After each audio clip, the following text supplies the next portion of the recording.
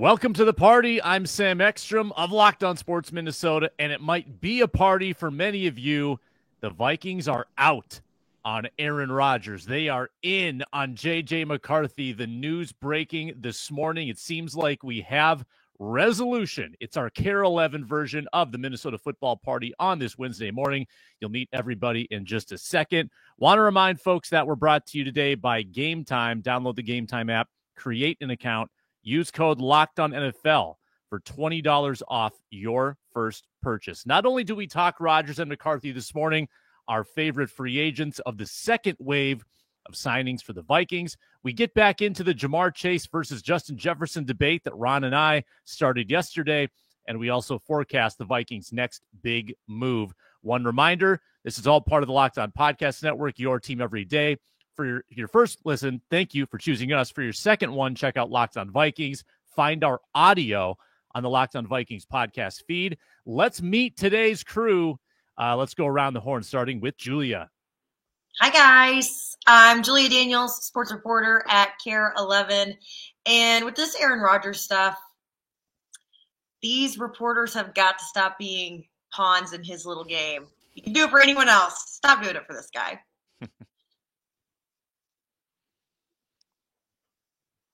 Ron, you're muted. Going in a weird direction. I'm Ron Johnson, former Gophers wide receiver and NFL wide receiver. Normally, I'm used to going in clockwise, but I'm on campus right now getting ready for the Gophers Pro Day, and I'm going to talk to a couple players today about their memories and then give them a couple tips. And maybe I'll see Kwesi talking to Max Brosmer, potential third quarterback for the Minnesota Vikings. Oh, we did go clockwise, Ron. Julia, Ron, Red. Is it reversed on your phone? It must be because I'm using the front face, so maybe it's reversed. There you go. Ooh, got to the bottom of that. I'm Reggie Wilson, sports director at KARE 11, and thank you to Tom Pelissero. I actually probably need to text him that this morning. Thank you, Tom, because we finally got some clarity. I was complaining yesterday about this Aaron Rodgers saga. Thank you, Tom Pelissero, for maybe finally putting it to bed. It seems like it is put to bed. He says that the Vikings have rejected trade offers for J.J. McCarthy. They will not be signing Aaron Rodgers. Diana Rossini, who's been Team Rodgers in all of this, she's been producing a lot of the reporting from his side, says the door's not closed yet. She doesn't want to, or he doesn't want that dream to die just yet. But it seems like it is shut. I also don't want to give the Vikings too much credit here for if they try to make it seem like they were never interested. Kind of feels like they were at least talking about it. They were mulling it over and trying to see if you would accept their terms. But the end result here is that J.J. McCarthy is going to be the starter in week one, we think.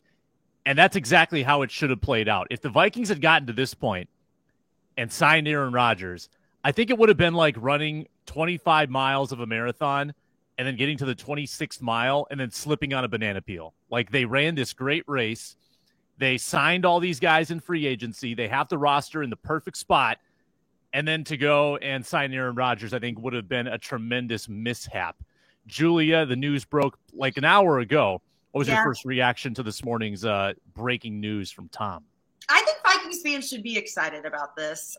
Listen, I'm not going to sugarcoat things. I think at this point, Aaron Rodgers is just like a disease in the locker rooms that he enters.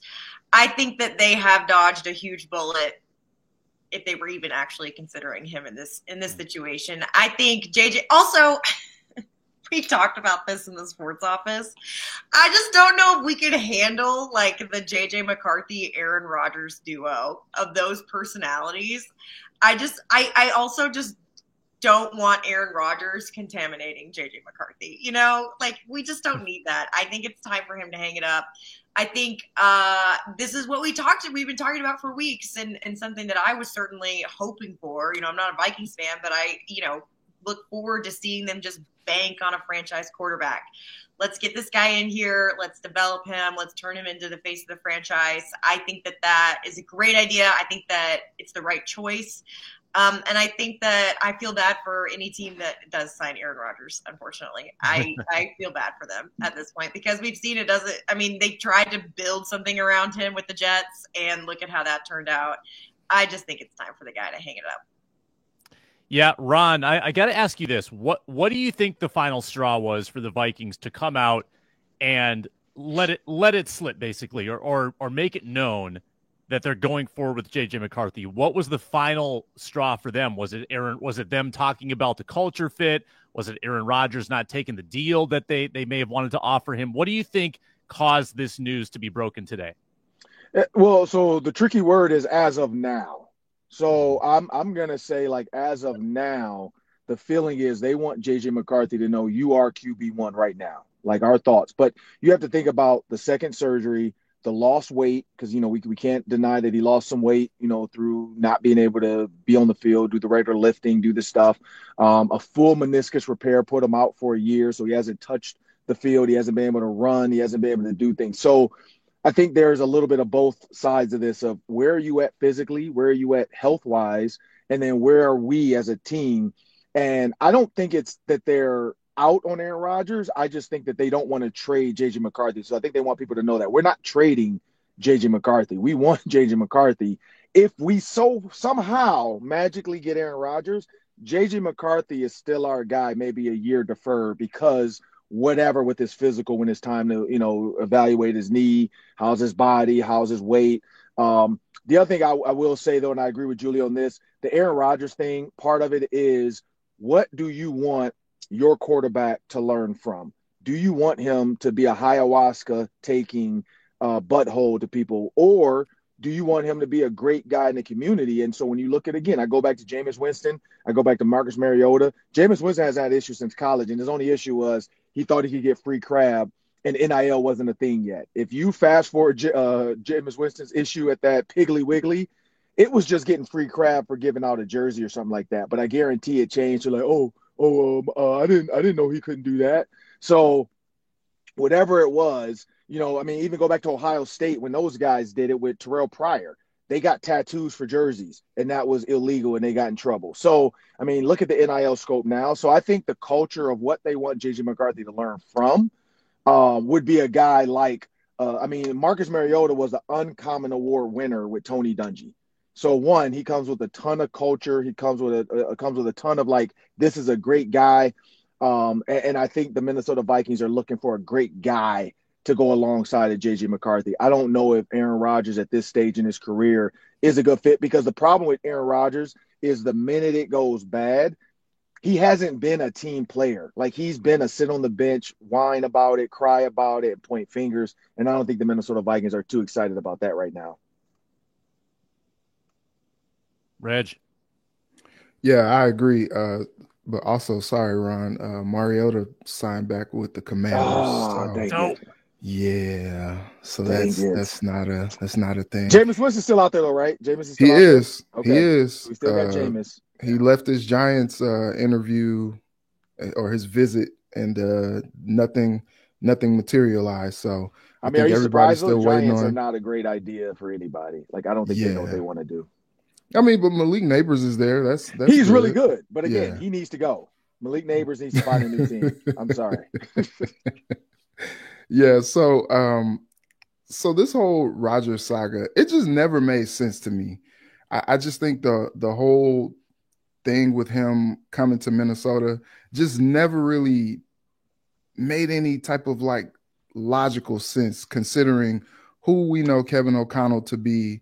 Someone who loves to pour into his quarterbacks. He loves his quarterbacks.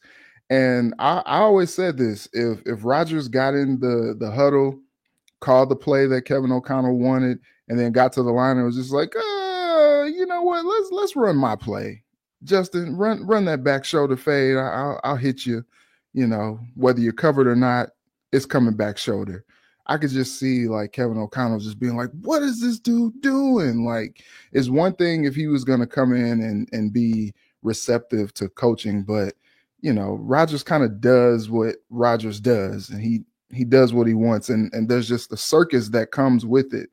And we don't want young and impressionable JJ McCarthy to be affected by, as Julia said, the disease that is Aaron Rodgers. And so I think the Vikings are playing it smart. Tom Pelissero in his reporting this morning, talked about how McCarthy is already up back over 200 pounds. A lot of people were concerned when they put the camera on him in that Lions game to end the season, and he just looks so slight and slim.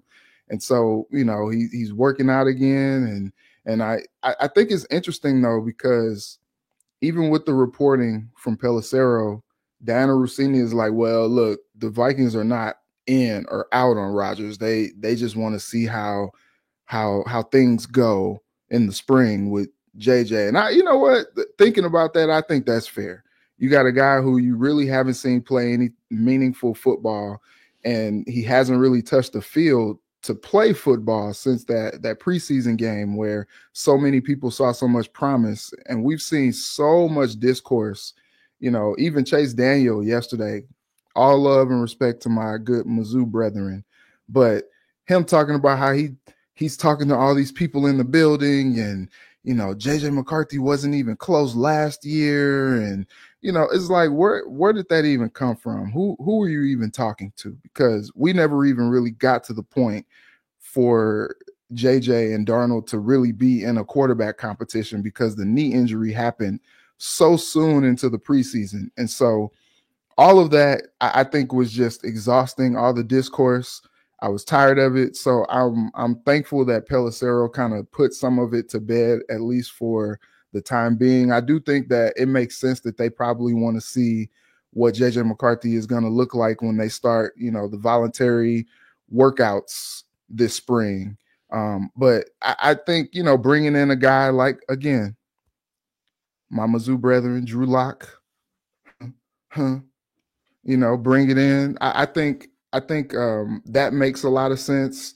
Jameis could make a lot of sense. There's still some options out there that make a lot of sense that could, I think of it like if it's Drew Lock, it's someone who is young, who has had some level of success in the league. He's played in some meaningful games in the league before.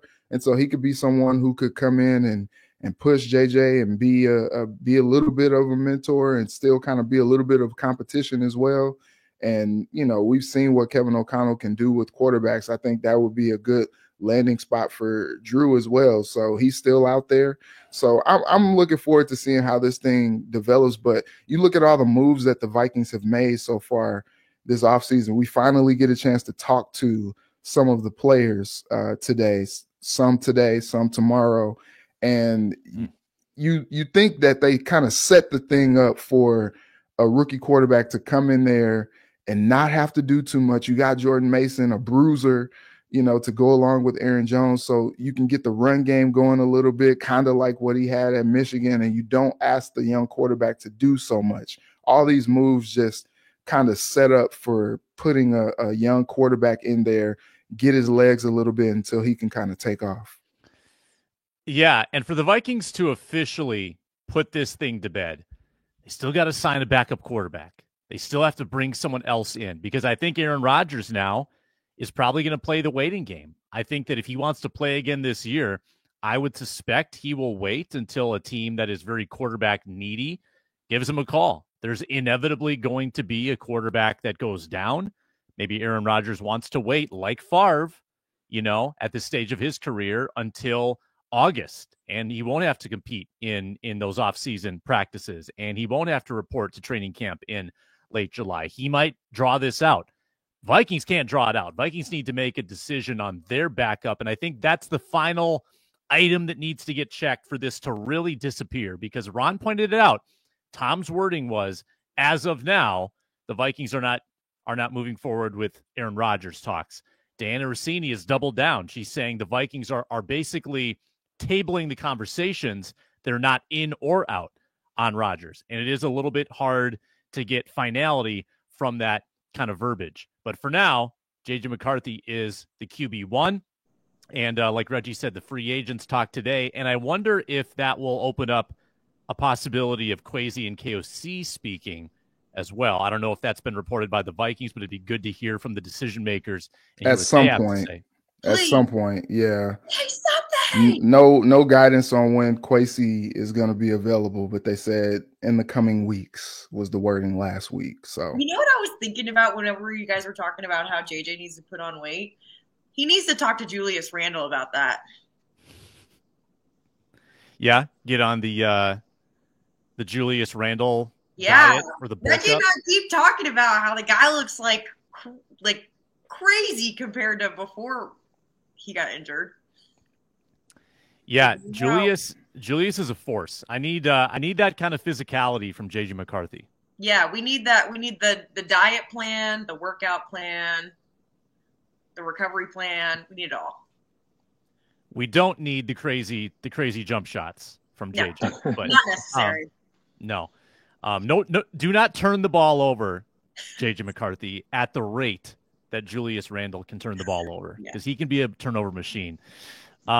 Free agency continues for the Minnesota Vikings. They've been busy. Jeff Okudah signed live during the Ron Johnson show yesterday. We'll discuss some of our favorites from this second wave next on the Minnesota Football Party. We're brought to you today by Game Time. Imagine watching your favorite team live, feeling the energy of the crowd, witnessing unforgettable moments. There's nothing like experiencing a big game in person. That's where Game Time comes in. They make it easier than ever to grab last-minute seats at unbeatable prices. Their curation makes it really easy. Game Time Picks filters out the fluff, so it's easy ticket shopping for you. You see the best deals, you get the best seats, and you can also get 110% of the difference if you find better seats after you buy. That's the lowest price guarantee. So you have peace of mind. There's no surprise fees. Make sure that's toggled on so that it's all included with that final price. Download the Game Time app, create an account, use code LOCKEDONNFL for $20 off your first purchase. That's LOCKEDONNFL for $20 off. Take the guesswork out of buying tickets with Game Time. Download it today. Last minute tickets, lowest price guaranteed.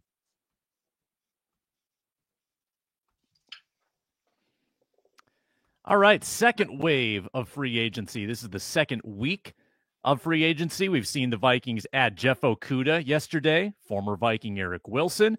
They trade for Jordan Mason, the running back. That was a big one. I want everybody's favorite of the second wave of signings. Let's go to Ron Johnson first. Who do you like? As much as I hate to say it, and as much as Detroit fans did not like him, I actually like the Jeff Okudah. I think Jeff Okudah because coming out of college, he was considered one of the top cornerbacks. What did he struggle with in Detroit? Detroit wanted him to be an island, and he's not an island. He is not Darrelle Revis. He is not Sauce Gardner. Like, the comparisons were there for him to be that type of guy, but that's not his game. When you watch when he thrived, it was in zone coverage. It was when pressure happened and he was able to make plays. I think Brian Flores is going to use his ball skills similar to Isaiah Rodgers. I mean, Reggie Wayne said, I told you that right away, saying Reggie Wayne was like, this guy's light in the butt. You know what I mean? Like, he's not a big guy. Like, you gotta know what he's good at, and he's good at ball skills. Like, he's good at picking the ball off. And I think Jeff Okudah is the same thing. That's why I like it. You add a guy to this defense that was a former first-round pick, a former top guy in the draft. And I think Brian Flores, just like Kevin O'Connell can do with offensive guys, Brian Flores is going to find a way to put him opposite of Byron Murphy and really get a lot out of Jeff Okudah. Now, I hope it's not one of those, like, yeah, it didn't work out, guys, because I feel like, I think, like, in Detroit, his biggest issue was trying to be an island. He's not a one-on-one, lock you down for 45 plays in a game. That's not his game. He's not Sauce Gardner, as much as he did it in college. And again, in college, you're going against guys at times that aren't going to the NFL. In the NFL, every day you're going against a guy that's really good, and that's where Jeff Okudah got exposed. He got put out there to the slaughter, as they would say. I know Lent's coming up, so the lamb to the slaughter. That was Jeff Okudah at times.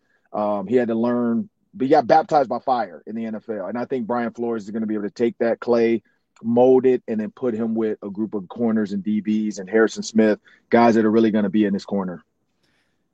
Yeah, I mean, I think the concern with Okudah is that he's an Andrew Booth who just can't stay healthy for a full season. He's had a lot of injuries, concussions, Achilles.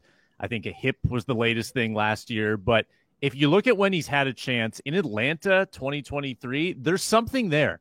Like he tackles, gives up completions at a pretty low rate. I don't think he gave up a touchdown in that Atlanta season. So that's only 2 years ago.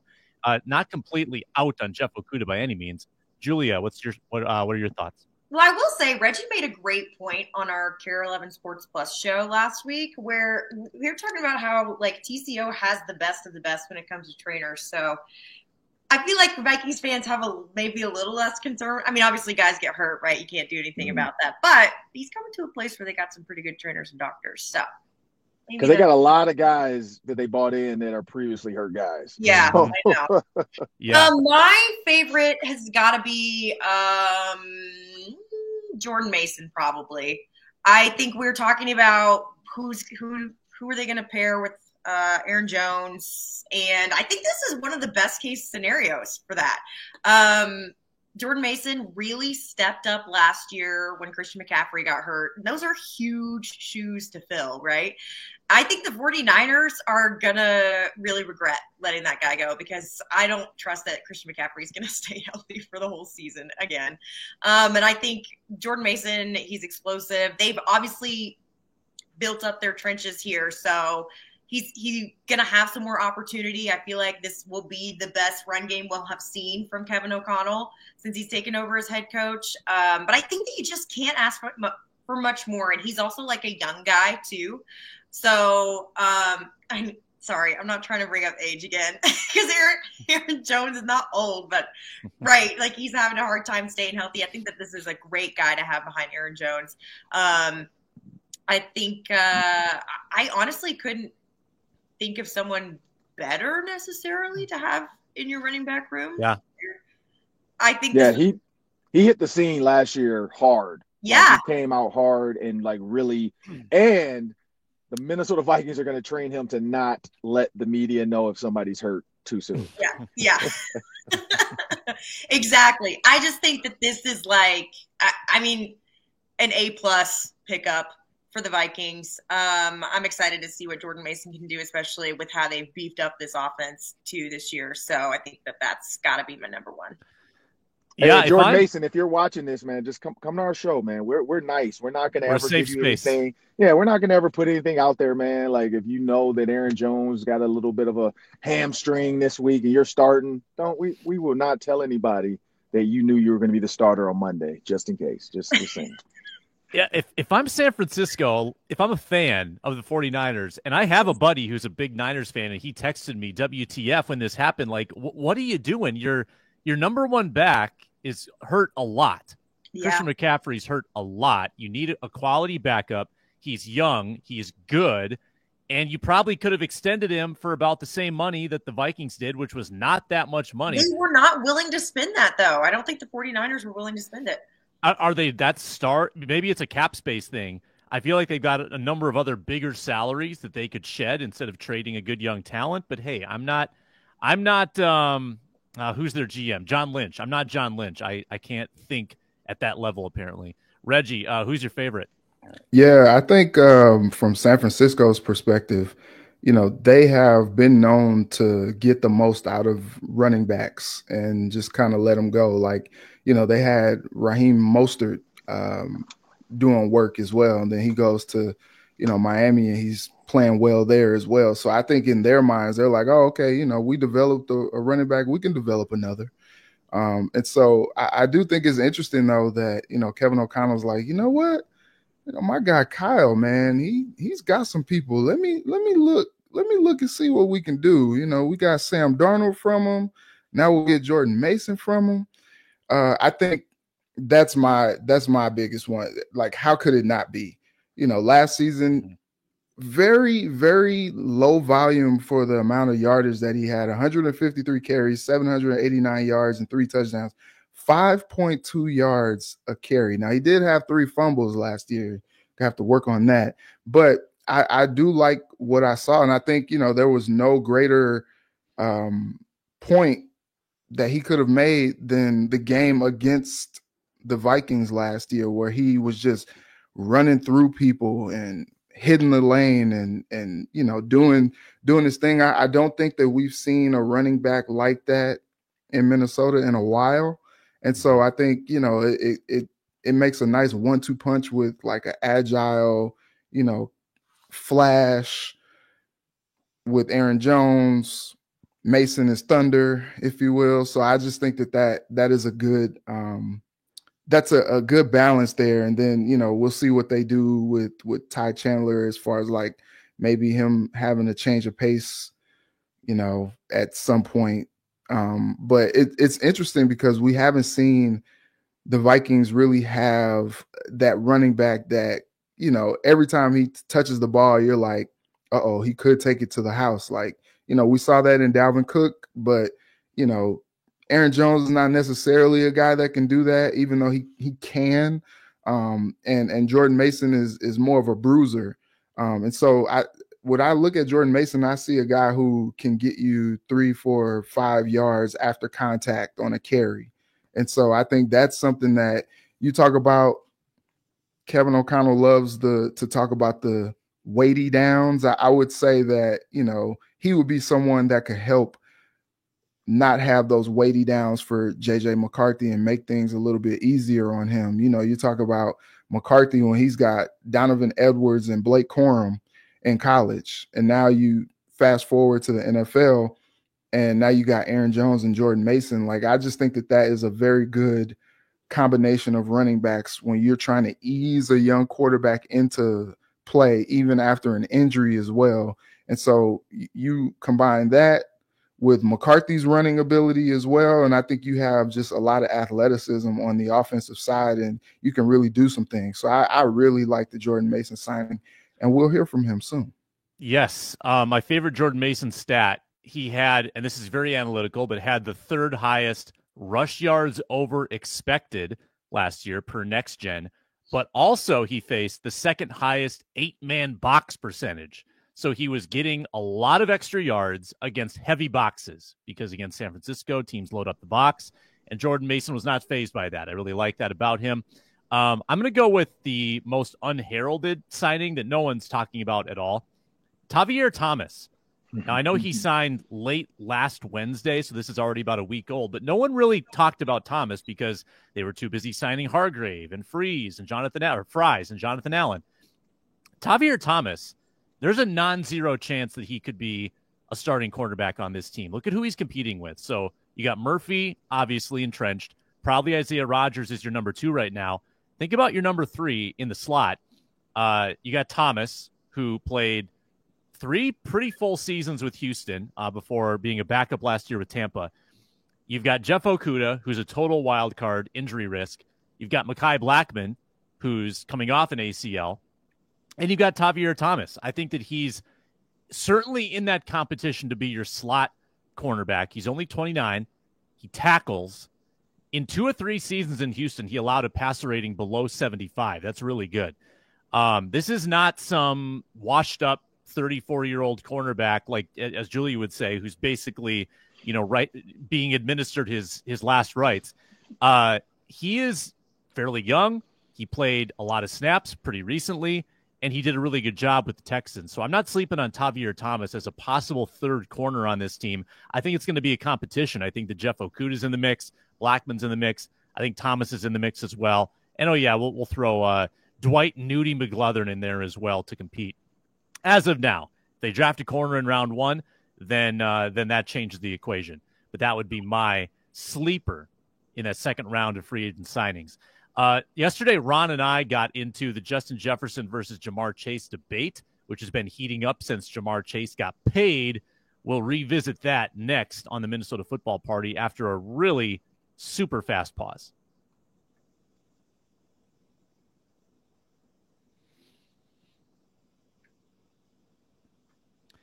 All right, Ron. So we got into this Jefferson versus Ja'Marr Chase. There was a tweet that laid out their stats for their first 4 seasons. Now, Justin Jefferson's played 5, but if you stack up his first 4 against Ja'Marr Chase's first 4, pretty similar numbers, Ron.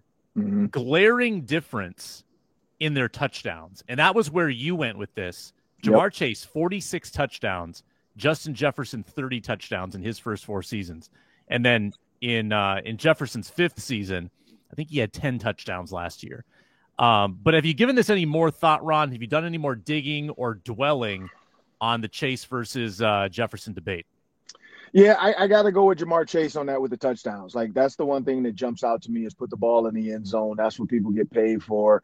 But when it comes to the money, like we pointed out yesterday, Reggie just said it again, $2 million guaranteed for 16 touchdowns, only get $2 million more.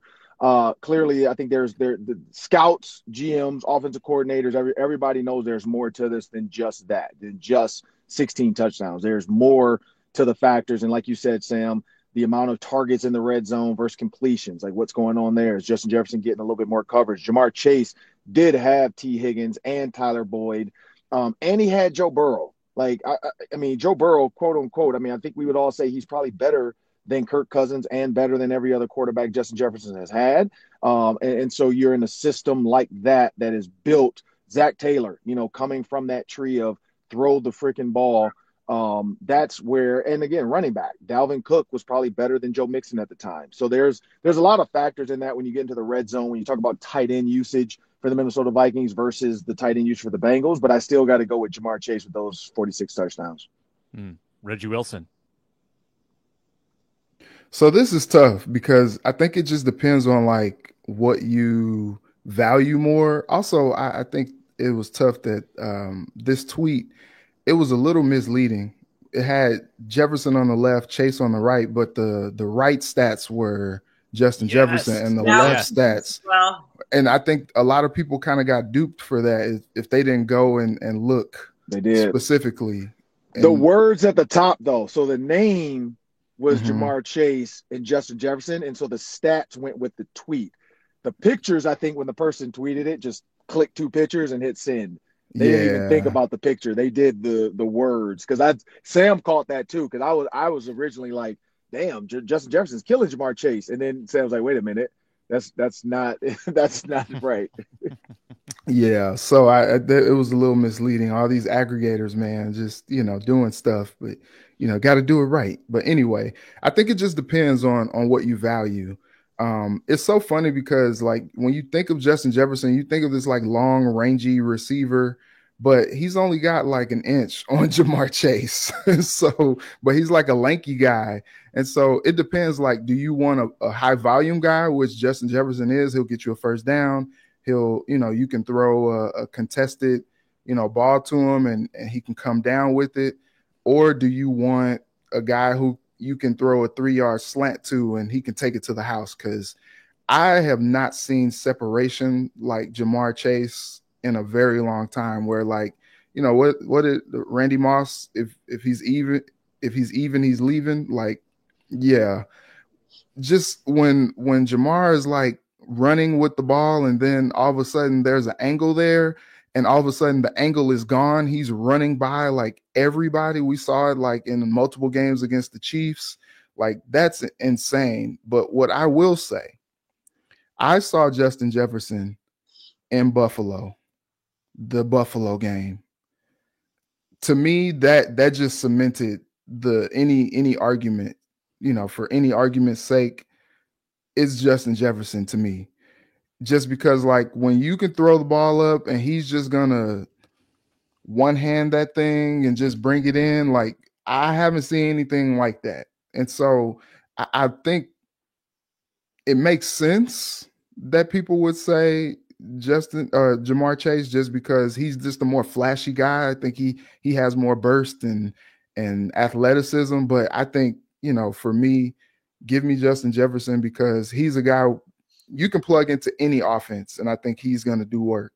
Ja'Marr Chase, I would love to see what it would look like if he didn't have T. Higgins and Joe Burrow. Like, will he still produce in the way that we're expecting or that we've seen?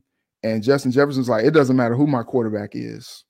As long as they get it to me, I'm going to produce. So maybe that's a little bit of a bias, because I got a chance to see Ja'Marr Chase as a rookie in camp, but not as a pro, like fully. And then I have been following Justin Jefferson the last 3 seasons. So maybe it's a little bit of bias there. Yeah, you've definitely got a good perspective on it though, Reggie, being in both markets. Julia, your thoughts? Yeah. I'm gonna, You know what? I'm going to lean Justin Jefferson here. And I know that he always makes the comment of like, it doesn't matter who's quarterback. It doesn't matter who's quarterback. I'll catch the ball. It does. Actually, at the end of the day, it does matter. And Ja'Marr Chase has only spent 1 year without Joe Burrow in the past 8. So I think that's a significant advantage. That's a huge advantage. And also, that factored in with the fact that Joe Burrow is one of the best quarterbacks in the entire football league.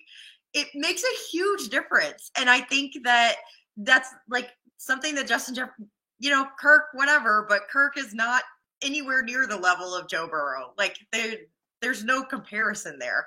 And especially with the history that those two have had. And, I think also a little bit different styles, like Reggie was saying. I think that when it comes to hands, just in particular, Justin Jefferson for sure. But I do think Ja'Marr Chase has other advantages in terms of just like physicality because he's a bigger, not necessarily taller, but just like a bigger guy in general. But I would have to go Justin Jefferson. I think it sounds bad because I don't really want to like dog on Kirk too much, but making it work and having the stats that you have with a quarterback who's like a little bit above mediocre says something when you're comparing it to a guy who's playing with like one of his best friends who he's been playing with for almost a decade, who is also one of the best quarterbacks in the league. Like that makes a huge difference in your stats and also your touchdowns, because who is Joe Burrow looking to? He's looking to Ja'Marr. Like that's like, who has he been looking to for almost a decade? He's looking to Ja'Marr. So yeah, sure. I just think that that's a huge advantage if you're going to try and compare the two. If you put Justin Jefferson in Ja'Marr Chase's shoes, like what do you think his stats would be at that point? So I'm going to have to go Justin Jefferson just because I think that the stats are like the touchdowns are obviously different, but the other stats, which are to be considered in this situation, are so similar that if you look at the circumstances that each receiver is put in, who's done what with a quarterback that they don't know as well and who isn't as good as Joe Burrow is. So you're absolutely right, Julia. The quarterback is a huge variable. The scheme is a huge variable. Look at last season. Justin Jefferson was on a team that led by large margins, did not need to throw the ball as much. All Cincinnati did was throw the ball. Joe Burrow led the league by a long shot in passing attempts. So that matters too. We need to break it down at kind of a granular level, but it comes down to, I think, these are both power hitters. If they're on a baseball team, they're batting 3 and 4 in your lineup. Ja'Marr Chase is probably batting .275 with 45 home runs, and Justin Jefferson probably hits .330, and he might have 30 home runs, and you're debating, who's more valuable in the lineup? What's the on-base percentage? And it's so tight. It's so close. If only we had a way to put them all on the same team with the same quarterback and see who performed better. Oh, wait, we do have that. It happened in 2019. I looked this up. Not really knowing what I was going to find. I couldn't remember who the leader was on that team. Ja'Marr Chase was bonkers. Bonkers in that 2019 season. 84 catches for 1,780 yards and 20 touchdowns.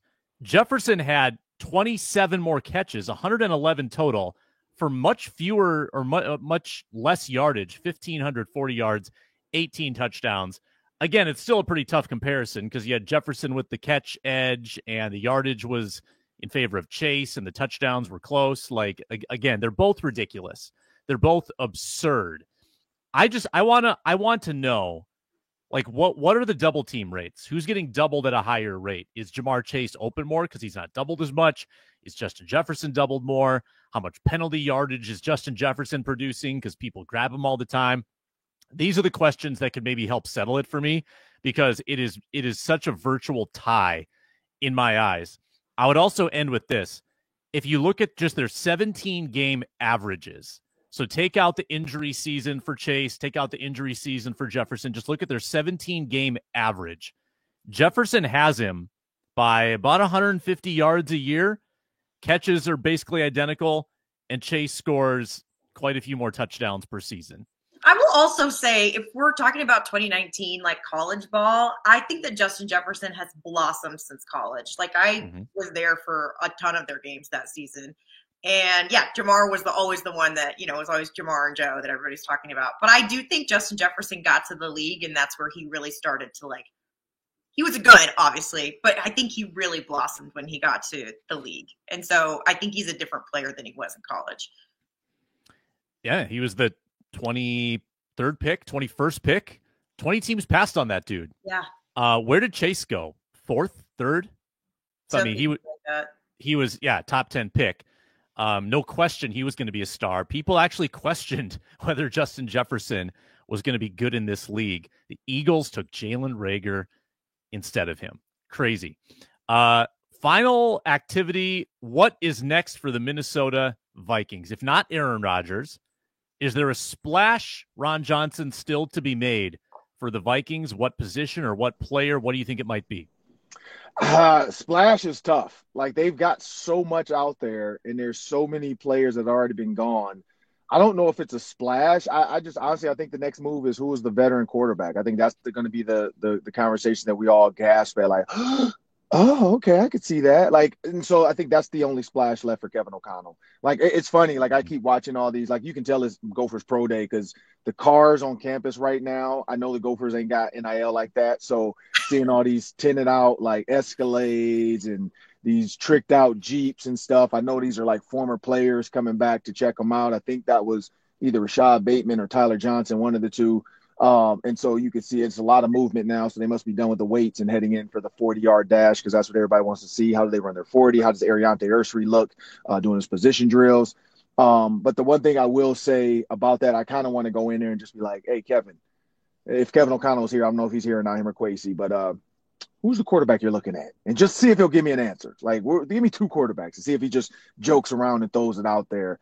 And, because then that's the tweet I'm waiting for. But I do know I would text the Minnesota Vikings first to make sure they'd be okay with me sharing that because I know they're very particular. But no, like, I think it's a quarterback. I don't know if there's much else. I mean, unless you get Quentin Nelson or something at the other guard position, like, I don't know what else is out there to do. I do feel like them trading away more assets to get draft picks possibly is going to happen when you look at the players they still have that they may or may not want to go into the season with. But yeah, they've done it all. Like, I think Kwesi is he's emptied the clip. Like, now is just time to reload the bullets and get a couple little more. Like Reggie remembers Harlem Nights with Eddie Murphy. Kwesi already unloaded the machine gun, the Tommy gun, and now it's just the dude with the little gun talking about, pah, pah, and that's all that's left. Like, for those that have not seen that scene, go watch that movie. That is going to be the funniest scene that you've seen in a while of a movie. It's an old school movie. Have you seen Harlem Nights, Julia? Mm-mm. Oh my God. You got to see it. It's Eddie Murphy's. It's a classic. Eddie Murphy, Tommy from Martin. But yeah, it's a scene where Eddie Murphy, they're shooting at him. And all the guys got Tommy guns, and the one guy got a handgun. So they unload 15 to 16 bullets, and then it's a pause, and then you just hear a pow, pow, and then eventually they get mad, like, man, stop shooting that little gun. And so it's a funny scene. But anyway, that's where Kwesi's at. Like, the machine gun has been unloaded. He's gotten every free agent possible. It's been the best offseason he can have. I think the next step is it's quarterback. What quarterback can he go out there and get? And I don't think it's Aaron Rodgers. Julia, I'm 0 for 80 now in my tenure with Ron at identifying the movies that he thinks I should have seen. So don't feel bad. What's the Vikings' next move? When did that movie come out? I don't know. It was the 80s probably. I mean, you got Jasmine Guy in there from a different world back in her day. Sunshine. You ever heard the term of sunshine? I'm never coming home. That's where that came from. You just got to see it to understand it. It was a stripper / lady of the night, and her name was Sunshine, and she could make any man leave their wife. Oh God, I mean, what else is there to say? I think when you look at the QBs to choose from, anyone would be, I don't know, anyone would be a splash, but it'll be somebody that we're oh, okay, cool. It's not going to be Deshaun Watson. Okay. Let's not do that. Or yeah, I mean, I think at this point it's just kind of like, ooh, who are they? What are they going to do with their draft picks? Are they going to keep them? Are they going to draft anybody in the first round? Are they going to trade them for something else? I think that that's kind of where we're at. I am just, yeah, I think that I'm kind of at the point where I'm like, we're waiting on the backup quarterback decision to be made, but I'm just more so ready for the draft to be here and kind of see what they do with the draft, rather than. Because I think they're kind of at the point where now they can just kind of be like, whoever's the best player available whenever it's our turn, let's just go ahead and do it. Because Kwesi, I mean, he shines in free agency. I feel like that's his. If he can't get to the Super Bowl, then that's his Super Bowl. Like that's what he does, and we keep seeing it. But I think at this point, I'm just looking forward to the draft and seeing who ends up or what they end up doing with their picks.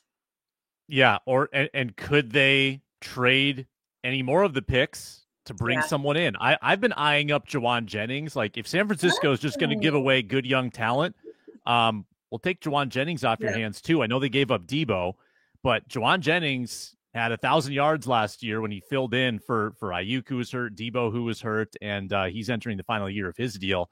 I wouldn't mind having him as a big target as your third receiver if they're giving people away for 6th-round picks. We'll take them off your hands. But Reggie, who are you eyeing up? Last one.